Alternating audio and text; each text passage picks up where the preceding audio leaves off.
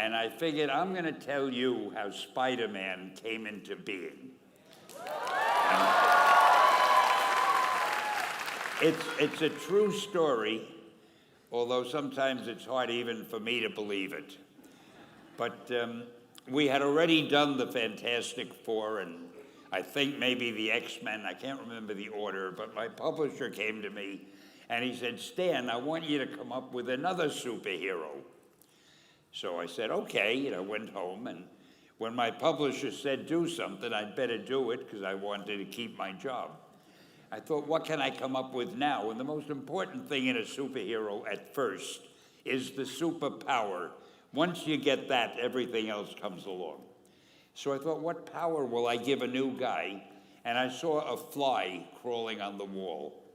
And I said, hey, if I could get a superhero that could stick to walls and crawl on them, man, that would be cool. And no, I'm lying to you. I don't think the word cool was in use then. I probably said it'll be groovy. I'll never lie to you. So I thought that was good. Now I needed a name. So I said, well, let's see, Fly Man, Mosquito Man. I got down to Spider-Man. Spider-Man. It just sounded dramatic. So, okay, I had my hero, I had his power, his name, and then I figured just for fun, I'm going to give him personal problems, because except for you people who are that your lives are perfect, but most other people have personal problems. And then I thought I'd make him a teenager, because there were no teenage superheroes that I knew of at the time. So armed with all that wonderful material, those great ideas, I ran into my publisher's office and I told him. This was my reaction, the reaction he gave me. Stan, that is the worst idea I have ever heard.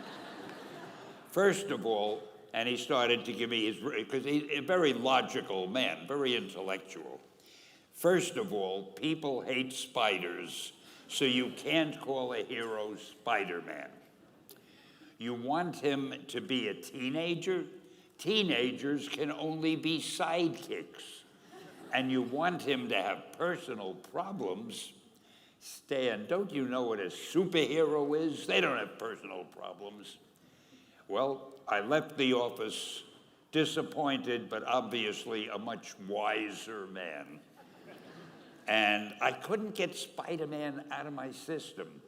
So we were about to kill a magazine. I think it was called Amazing Fantasy. It wasn't selling well, and we were sending the last issue to press. When you do the last issue of a magazine, nobody cares what you put in it because the book is dying.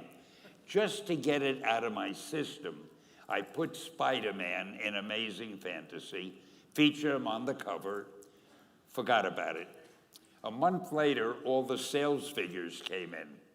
My publisher came racing into my office.